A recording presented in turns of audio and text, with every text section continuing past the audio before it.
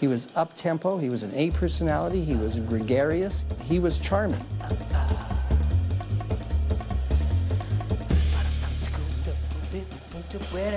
As a challenge to an investigator, he rated very, very high.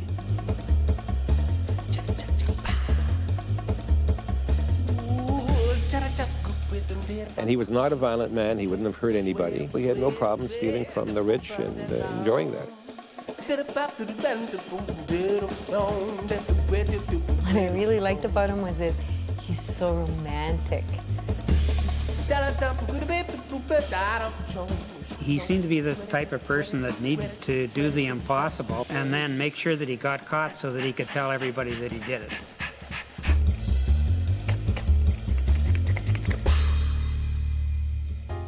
Even though he wasn't educated and he educated himself in jail, he was still a tinker.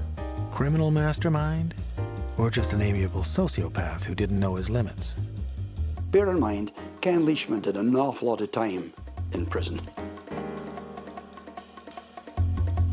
Everyone who met Ken Leishman seemed to like him. Even his victims. Even the cops. Even when he pulled off the biggest gold robbery in Canadian history, and then led the biggest jailbreak in Manitoba history. He lived for drama, until the drama caught up with him. And in the end, he was a genuine hero. Despite his life of crime, his only serious victims were his family, especially the woman who stood by him for more than a quarter century. Through it all, he was a favorite of the media, because whatever else he was, Ken Leishman was always entertaining. You were known by the police and by many of us who read newspapers and things as the guy who got on an airplane from when, I don't know why I'm laughing, I want to explore that in a moment. Got on an airplane in Winnipeg, checked into a Toronto hotel, correct me where I'm wrong, went down to a bank, said, give me $10,000. Took out a loan, yes. Took out a loan, yeah. With a gun to the manager's head. Oh, yeah, that's right, too. Mustn't forget that. In another interview, Leishman will describe himself as underqualified and overambitious. Leishman was a guy who wanted, his money today. I mean, he wasn't a guy, he was impatient to have money, and he told his grandfather when he was a child that, I want to have a lot of money like you do, Grandpa, but I don't want to have to work as hard as you do. For a farm boy born on the prairies in 1931, just growing up is struggle enough. Young Ken hates it all. The depression, the poverty, the dusty, never-ending work. Things only start to look up when he meets the pretty Elva Shields, the love of his life and the girl of his dreams. Ken, I guess, was standing behind me and he saw my red hair. And that's the start of it. He wanted to meet me. Second for red hair. Yeah. He didn't see the front of me very good, but he really wanted to meet this girl with all this long red hair. It's 1950 when he asks her to marry him, and Elva says it's the best present she's ever been given. Poor Ken just wants the gifts to keep on coming. But with nothing but a small-time job fixing elevators, he can't even buy furniture for their apartment. Then one night, opportunity reaches out her soft, white hand. All the staff had gone, and he found himself alone in this furniture store, and he had the bright idea to hire a truck and come and pick up some furniture. He was just about to get married and, didn't have very much money, and so he loaded a moving truck full of furniture and moved it and surprised his wife.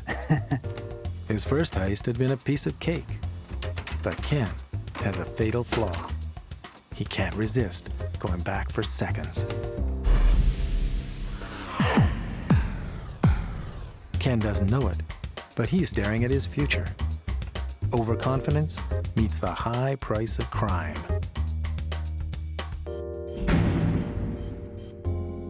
And there you had his wife, Elva. I think she was pregnant and just been married and suddenly living on welfare, and her husband is in prison.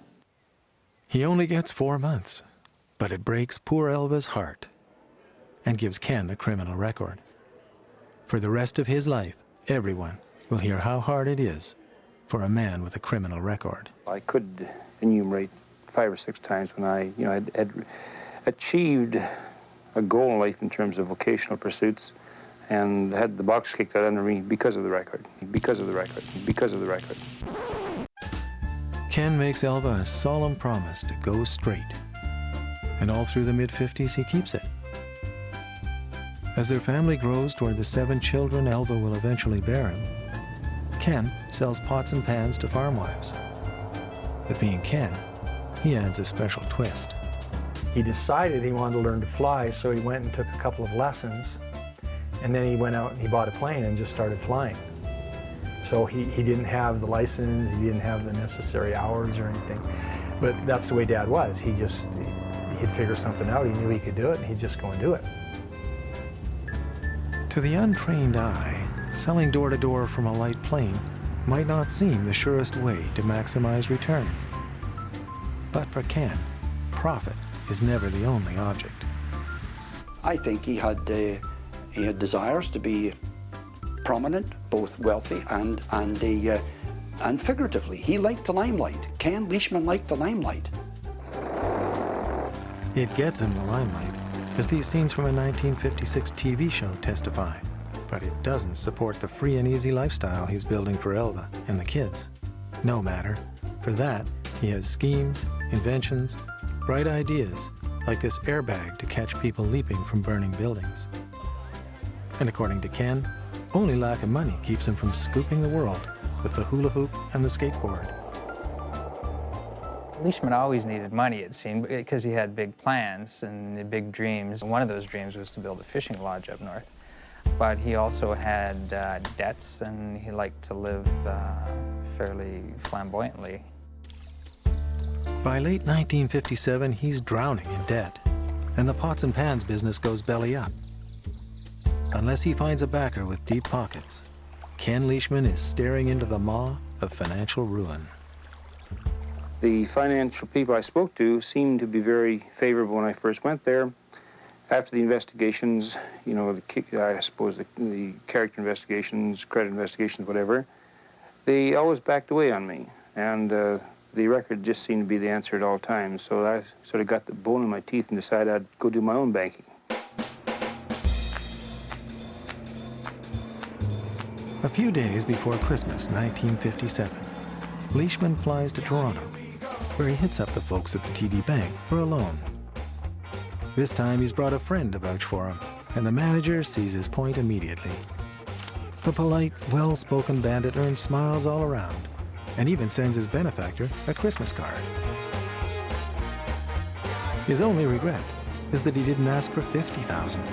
Everybody seemed so eager to please. In Toronto, he became known as sort of the gentleman bandit because he was so polite and well-spoken and gentlemanly, which Leishman always was in his whole life. But his problem again was it worked so well the first time that he thought, well, why not try it again? Ah, that fatal second slice of cake. This time, his polite request for a loan is most impolitely refused.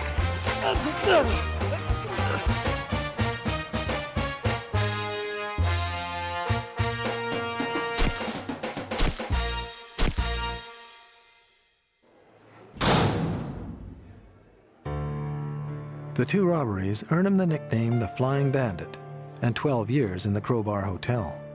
His protests that he hurt no one are ignored. They're also not true. He said he would never really hurt me, but of course he did. In the pen, Leishman sets out to win the hearts and minds of his jailers. In no time, they're giving him weekend passes to visit Elva. Then, less than 4 years into his sentence, he shows up at her door with a special surprise. Nothing, I was just so excited because he was home for the weekend. And all of a sudden, he took some money out of his pocket, and he gave it to me. And I looked at him, I looked at the money, and I said, "You're home for good." And I just cried and cried and cried. Ever willing to promise the moon, Leishman swears his desperado days are behind him. and sets out resolutely on the straight and narrow path. 3 years into this journey, it's 1965 now, he's in business with a young lawyer named Harry Backlund. Harry was a very likable person. I mean, he was very gregarious, outgoing, an excellent speaker. And Ken, I guess, sensed some sort of bond that there was. He immediately took to Harry, and they kept up something of a connection between that time and the time when Ken was paroled. There was an element of the being attracted by their own ability to manipulate people. They both had that in a way. I say that because in my own career as a defense lawyer, I've acted for con people, and they're so charming. You just love them. When the two charmers stop conning each other long enough to taste the watered whiskey, they discover that each is as flat broke as the other. I think Leishman hoped that Backlund could ante up some of the money, but it wasn't doing that well. I think maybe on the verge of bankruptcy, and so, gee, Harry, I can't rob banks anymore, but I got an idea. I've got a wonderful idea.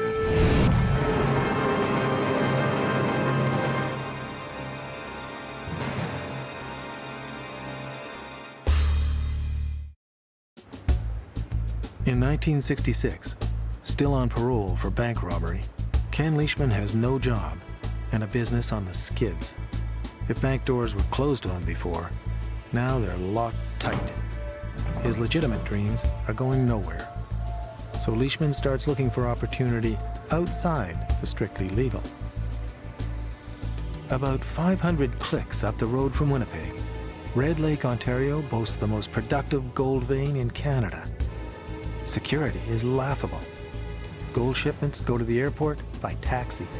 Leishman suspects it's not much better at the Winnipeg end, where the gold changes planes for the trip east.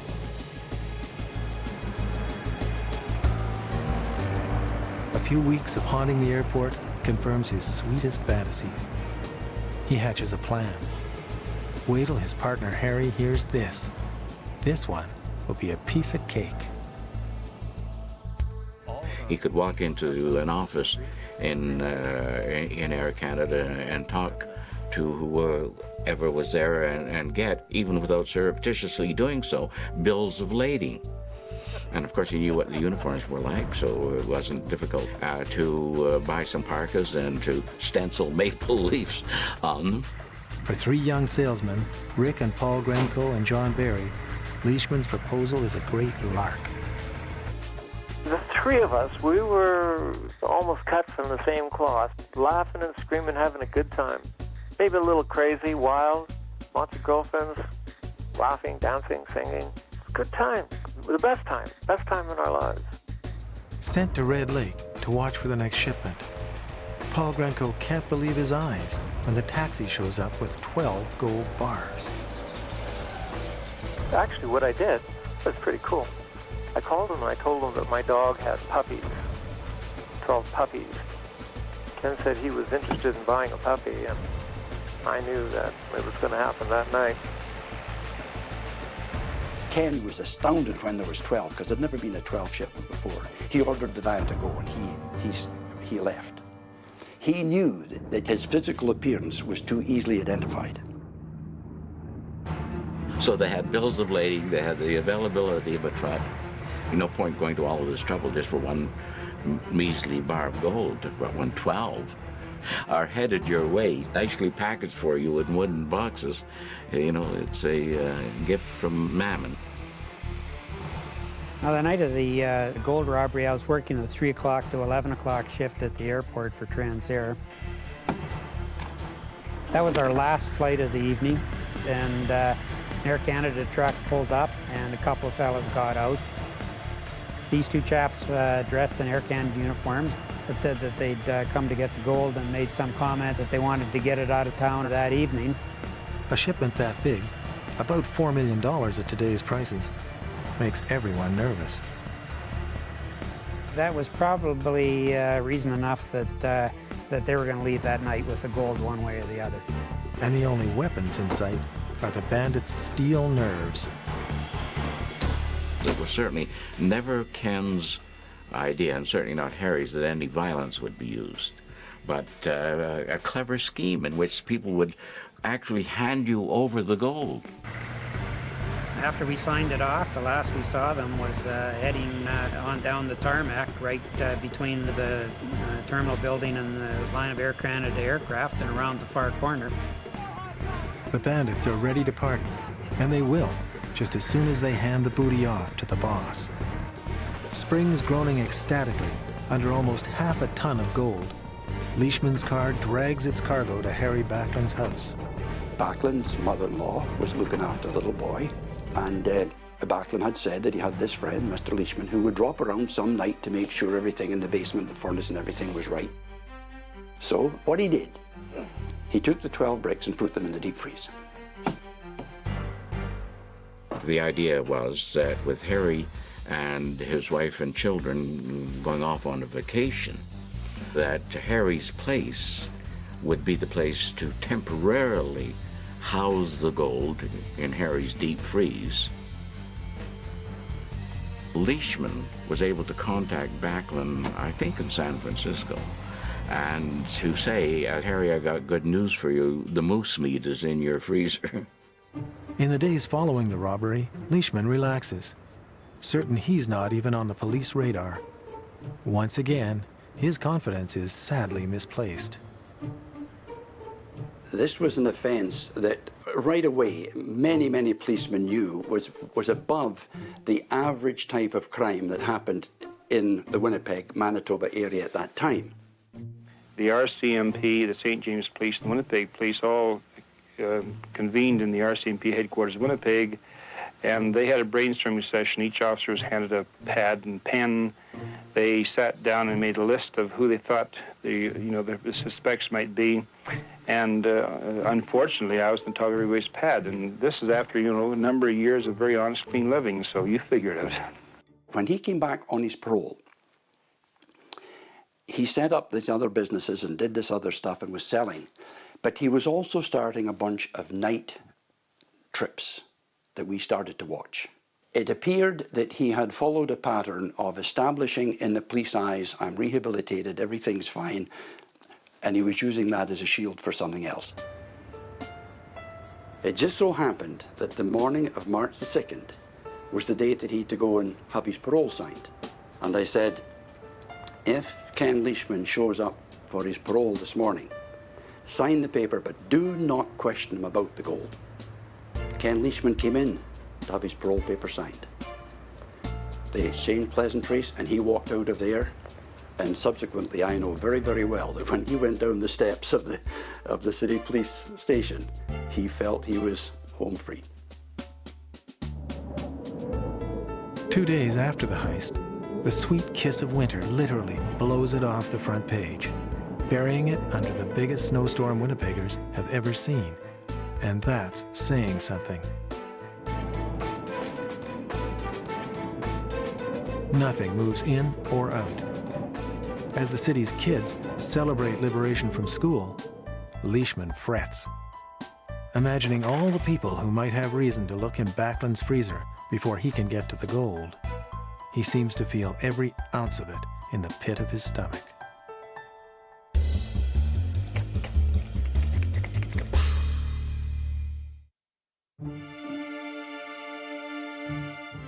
Four days after the biggest gold robbery in Canadian history, Winnipeg is buried under the infamous blizzard of 1966. The gold is still in Harry Backlund's freezer, but for Leishman, it might as well be in Fort Knox. I remember standing with him in the living room, as we were looking out on the street and seeing nobody. There were no cars, no vehicles, because we were snowed in so badly. And of course, he'd already taken the gold, and he was just kind of hanging around the house waiting, I think, for the roads to be plowed. By Sunday, when Harry arrived back from his vacation, the road to the airport was open so that Ken was able to be there to meet Harry and say to Harry's mouth falling open, Harry, I got some bad news from you.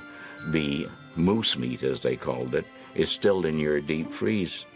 For the next period of days, and I go from the 2nd to the 7th Those days were all straight inquiry, legwork type of thing by many, many policemen, with everything coming in from Winnipeg and from further afield.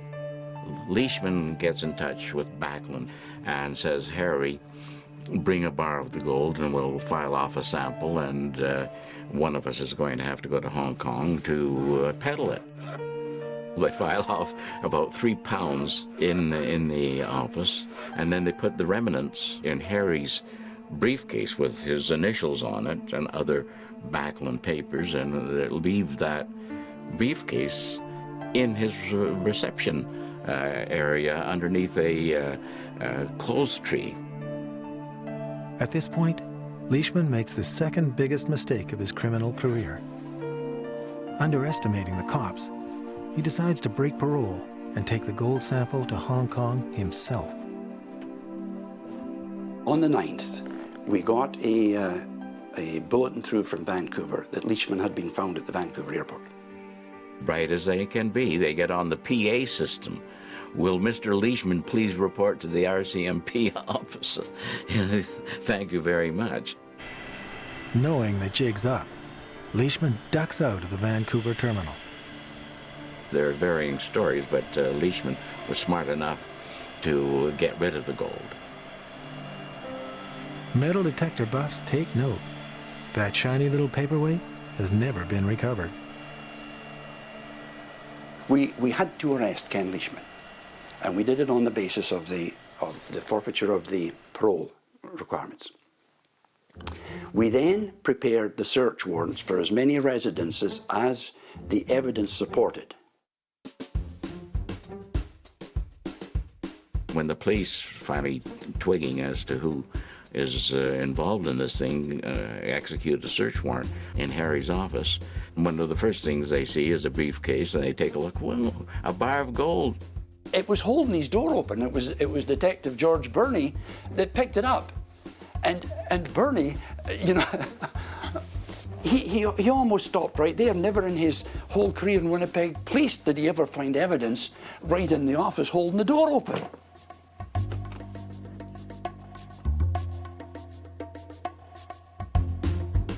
Harry, being garrulous, begins to try to talk his way out of this, and which was a silly thing to do, but after all, what defense are you going to have if they ultimately, as they would find, they've already found 1 bar of gold in your office? That you might fabricate some kind of explanation for, but how are you going to explain another 10 or 11 in your backyard? So Harry begins to talk to Maltby about he heard some noise at night in his backyard, and he kind of maybe is suspicious that somebody was doing something nasty and not nice in his backyard. Well, isn't that interesting, Harry? And basically said, get me in the car, take me out to my house on Balfour Street. I want to show you something.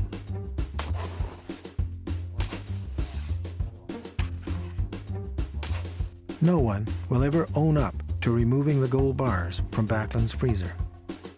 But someone had, and scattered them across his backyard. Excited and eager as kids on Easter morning, the cops dig up their golden eggs one by one.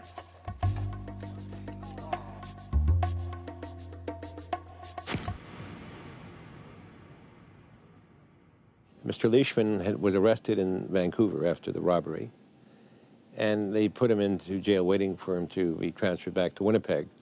And the RCMP who had arrested him placed an undercover agent, an RCMP officer, in his cell, and he was represented as being somebody charged as well. He was just a perfect rounder. You could never have suggested or even thought this guy was a member of the RCMP. I knew that Mr. Leishman had done time before, and so I used psychology on him. I guess you could call it pen psychology, to try to get him to talk. And this is the point, if you've been waiting for it, when Leishman commits the biggest blunder of his criminal career. And Richards suggests to Leishman that he was in there for being a paper hanger. And that means writing bad checks, kiting bad checks. And Mr. Leishman told him that he was charged with the greatest robbery that ever been committed in Canada. And Mr. Richards then flattered his ego, which was the correct way to deal with Mr. Leishman. And so Leishman started telling him the whole story about his involvement in the robbery from beginning to end. That is Ken Leishman's flaw. I have seen other criminals or people charged and in jail, such as he was. And we could put Al Richards in there. Al Richards would probably, or anyone else, never got a thing. Leishman wanted to brag, and that was his Achilles heel.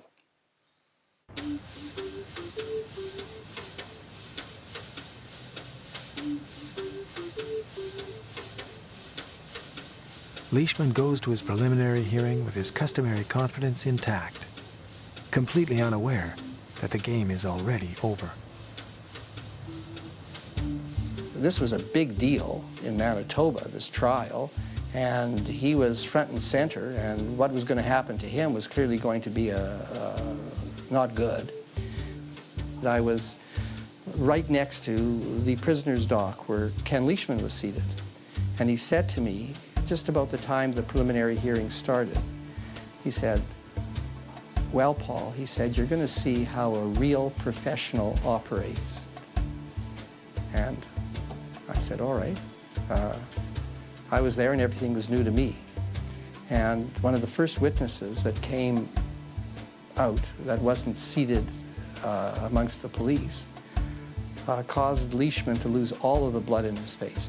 When I came into the courtroom and Red surged, it was something to see the looks on their faces, and as they partially stood up, all of them, and so the con men got conned. I have never seen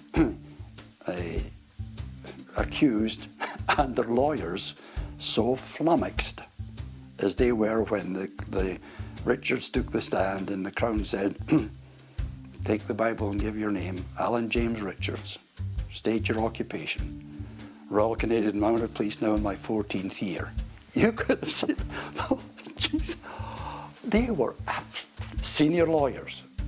It was a horrendous amount of evidence against you. I always imagined that was the young Dutch boy who was attempting to plug the dike, and the water kept flowing in all over the place. It was impossible to stop the holes. It was a case where they had not just some evidence or evidence beyond a reasonable doubt.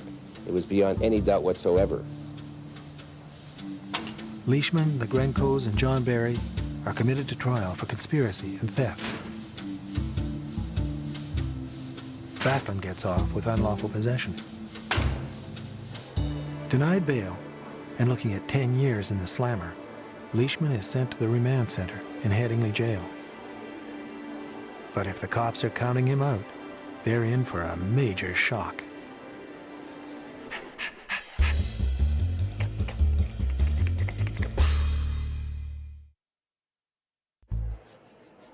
In the fall of 1966, Ken Leishman is in jail near Winnipeg, awaiting trial for stealing almost 1,000 pounds of gold. Naturally, when he came to Headingley, he was a hero. You know, he was the bandit. In Headingley, Leishman meets George Leclerc, a career criminal who immediately falls for the Leishman charm. Me in these days, you'd say, let's rob a bank. I'd say, come on, let's go. Hey, walk in. Just rob the place. Just do it. Big balls, no brain. Ken was more of a schemer, a planner, the superstar. So everybody wants around him. And I think that we may have coaxed him into escaping. Wherever the idea comes from, Ken embraces it with his usual flair.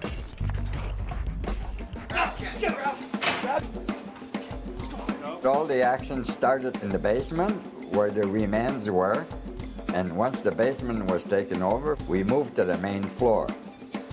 All of a sudden, we have control of the prison. Then we go back to where the guys are, and we told them, all the doors are open to the front, a whole bunch of keys to the car in the parking lot. What you want, guys?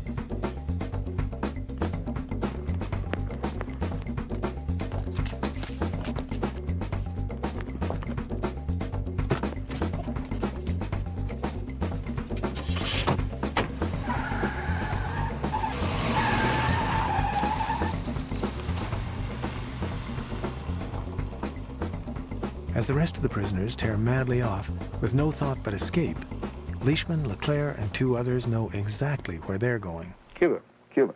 To fly? And join Fidel. Well, who knows? You know, I had some abilities and sort of a backward country down there, so we thought, and I felt they could perhaps use me. Cuba would be a good place for us to go, you know. We could establish ourselves there and maybe go still in the state and fly back to Cuba. The dreams of kids.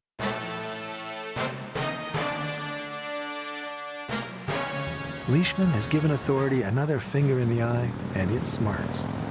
But the police have more immediate problems than public embarrassment. When Ken escaped, he went out with some men who had very, very violent records.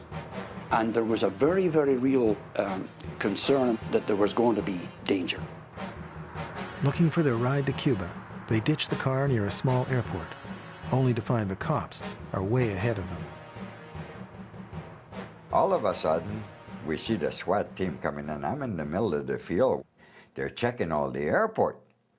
Now we're screwed, okay? We can't go there. The cops is there now. So now we're on foot. Young lovers Heather Jackson and Ross McKenzie are doing what comes naturally, when out of the night comes a whole new kind of excitement.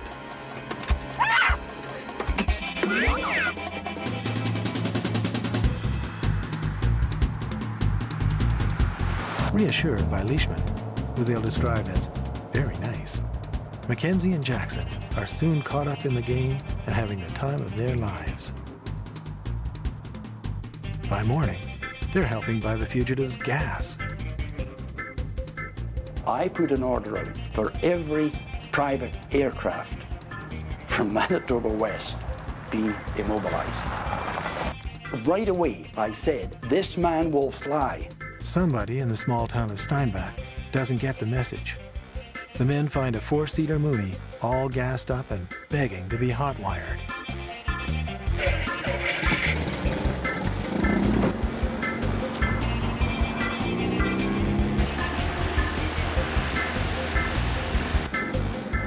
Leishman asked the young couple to give them half an hour before calling the cops. Such a nice fella. Who could say no to him?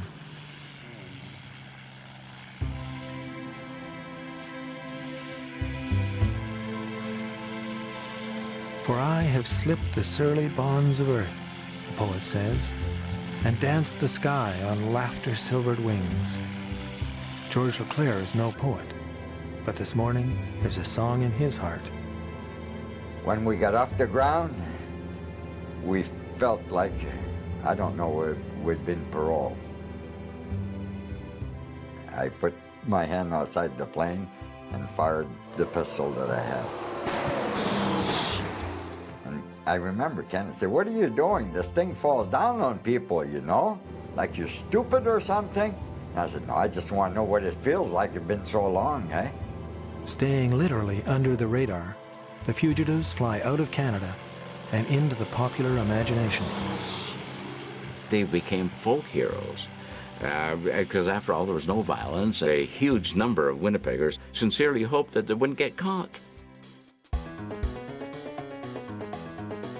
Landing when he needs gas, Leishman plays hopscotch across the U.S. Midwest.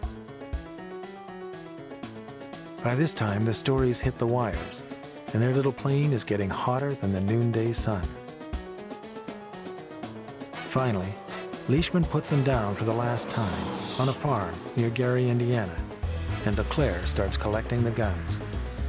But Kenneth always kept saying, "Leave these things behind. We don't need it." I said, "We don't need it. We're escapees. We're most wanted, man. We need it more than ever, all right?"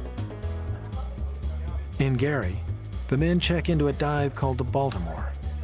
The manager tries to act cool, but Leclerc smells a rat. This guy's nervous like hell, eh?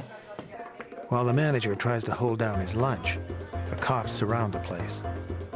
Exhausted and overconfident, Leishman has let himself be trapped.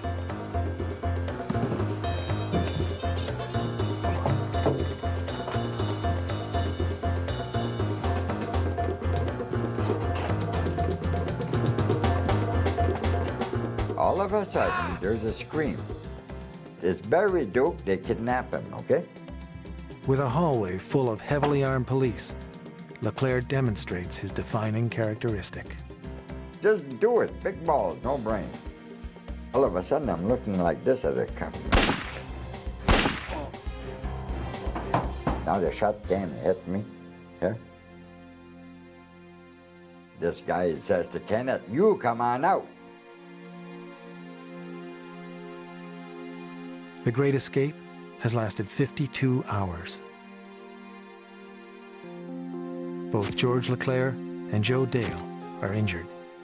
They were fortunate to get out of there alive because one of the state troopers had 1 week earlier been shot and killed on the road.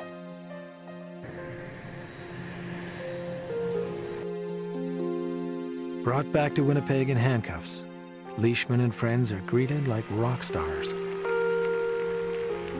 They take Leishman off to an old city jail, where he'll be the only prisoner. Only with him isolated do the authorities feel safe from further humiliation.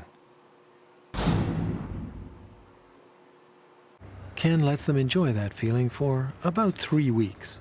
But you know Ken, he just can't say no to a second piece of cake. Incredibly, Leishman is on the street again. I said, my gracious, how many times I have to go after this guy?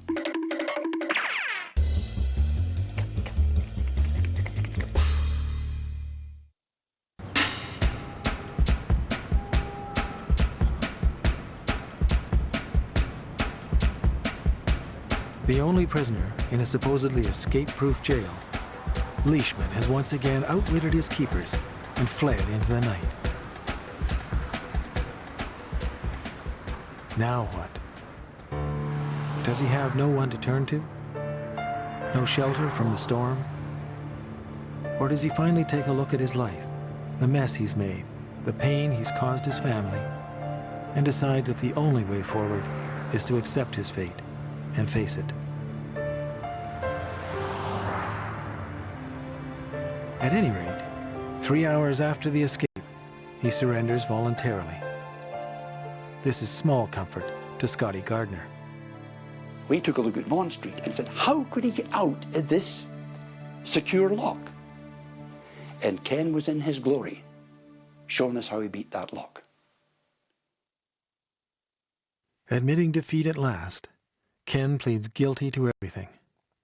His sentence is a lenient 8 years, but this time there'll be no parole. I was never, and I never will be, sympathetic for Ken Leishman. I will be for his wife and family. For Leishman's greatest victims, Elva and their 7 children, it's a long, long 8 years. She really worked hard to make a go of it, you know, and I marvel that she did as well as she did, you know. I mean, I go back to our house on Morley now and I see where, you know, my 5 brothers and I, you know, we're jammed into a bedroom with kind of an annex off of that bedroom, you know, and she made things work. Once I tried to leave Ken, and I put in for divorce. I did, and I couldn't follow through on it. I had so much pressure from everybody, and they were saying that I was being selfish to put my kids through waiting for their dad, and that I wasn't thinking of them. And from the pressures I was getting there, I almost tried to do the break. And then I saw Kenny again, and there's just, you know, I just love him too much. There's just nobody could take his place. While Elva soldiers on, Ken passes his days getting his high school diploma, taking college courses, making the system work for Ken. Outside, the 60s are going by. The summer of love passes. John and Yoko make love, not war. And Vietnam divides the generations. But Ken Leishman sees none of this. When they finally open the gates, it's May 3rd, 1974. Once again, Ken Leishman is free to do whatever he wants. All right, if I come into your home and I say, Ken, I've got the perfect one. I mean, this is fail-safe. We're all going to be able to retire for life. What do you say to me? Are you with me? Lots of luck, guy. I'll read about it. It's a question on a lot of lips. What will the Flying Bandit do next? The answer will stagger everyone. He pulls up stakes, and with the ever-faithful Elva and the kids, moves to Red Lake, Ontario. Say what? This is the home of the mine he robbed 8 years ago. Ignoring clucking tongues, Ken and Elva set up in business. By all accounts, Ken enjoys his notoriety. Certainly, he has no trouble joking about it when a TV crew comes to town. Canadian Gold Capital, sort of a private joke. He's elected president of the Chamber of Commerce and comes within a very few votes of being mayor. The Flying Bandit becomes K. Leishman, Esquire, solid citizen. For excitement, he's flying again, this time with a license. He flies the air ambulance into remote communities. These mercy flights bring him the attention and praise he so loves. How Elva feels about their new life is written all over her. She was thrilled to have a home and to have Ken home. But on the other hand, she was very aware that the flying was important to him. He was flying sick people, and he was flying them at night, and he was flying them in inclement weather, and they were proud of that. And I think she felt that it was necessary for Ken to have this certain amount of danger and a certain amount of excitement in his life still. And he was doing it by helping people. Then, on December 14th, 1979, a routine flight brings the old drama back into their lives. He told me, he says, hey, I got a medevac. And he said, but I'll be home between 9 and 9:30. I think he went into Sandy Lake. And then he says, I'm going to Thunder Bay, and then I'll be home. And didn't make it home. Somewhere en route to Thunder Bay, the plane, with 3 aboard, vanishes.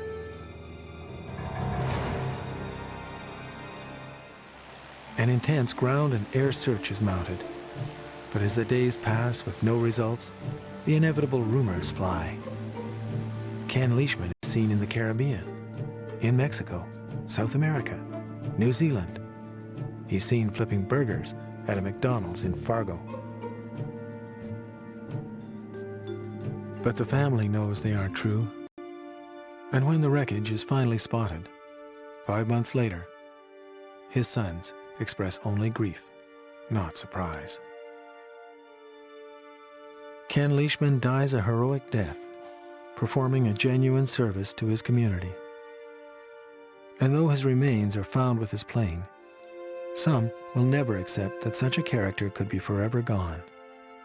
They'll go on watching for him, sure he's as alive as Elvis. And that's probably the way Ken would want it to be.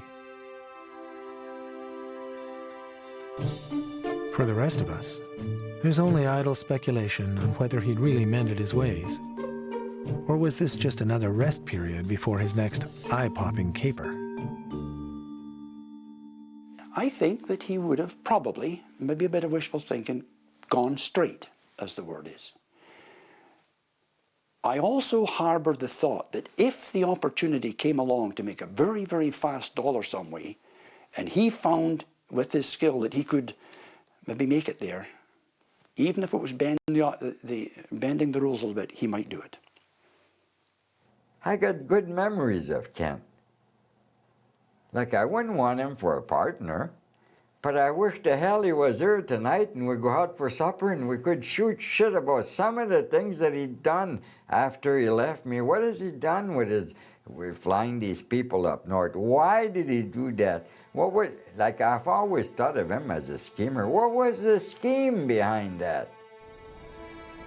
And for the pretty redhead, who hung in through a little thick and a lot of thin, and ignored family, friends, and plain common sense to stick by him, there is some comfort from that last phone call. When he told me on the phone, like he always did, I love you, and I'll be home shortly. And he said to me, and work hard. He said, I always hope I'll go when I'm flying. He said it would be quick and then gone. But I never thought that it would really happen, you know.